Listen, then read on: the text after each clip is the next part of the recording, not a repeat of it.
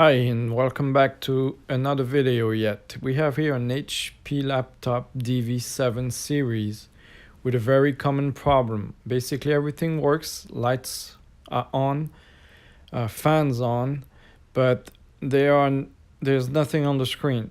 I took it apart already, so I'm just showing you here that with the power on, the fan is on, and nothing is on the screen. So the problem here is on this series, the GPU or the graphic processor unit is not working properly. Basically, it is not connected to the board anymore. This is a very common problem that occurred probably because of overheating. And this series had a problem. The manufacturer probably used some bad thermal paste.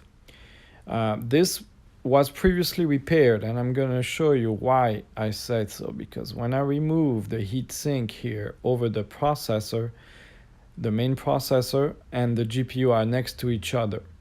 So the CPU and the GPU are together. The CPU is supposed to have this thermal paste over it, but the GPU is supposed to have a thermal pad on it, not this paste. And the person that did the previous repair loaded this board with too much paste. And you can see under the microscope here, it's all over the place. Silver, it has silver metals in it for providing some heat dispersion and preventing this from overheating. But by spreading too much like this, it's all over the components, it's all over the board, and that's not good. You probably get shorts like that.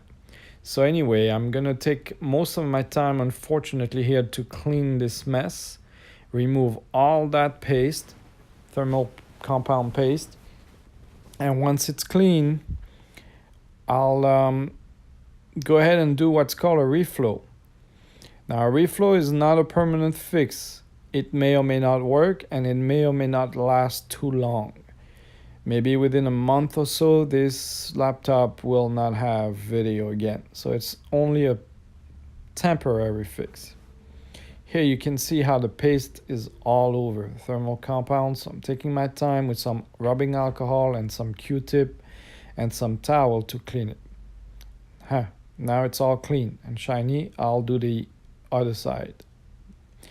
Now here, this is very important, it's the fun part. Here's my GPU. I have covered all the surrounding area with foil and heat-resistant tape to avoid burning or desoldering any components, especially the CPU that sits right next to the GPU.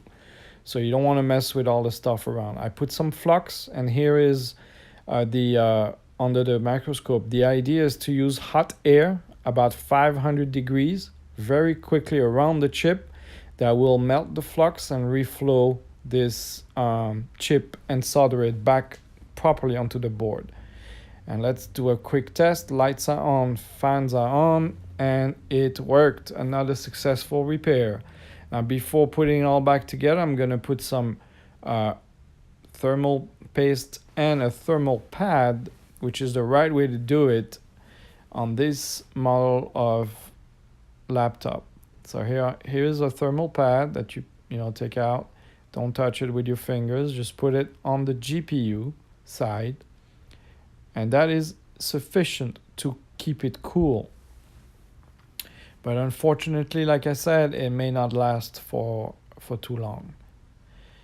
There is another fix where you can actually bypass the graphic chip and use the internal video, and that involves just removing a component and desoldering a coil, but I'll do that on another video. So here how it should look. It's all snug and fit, and that's it for this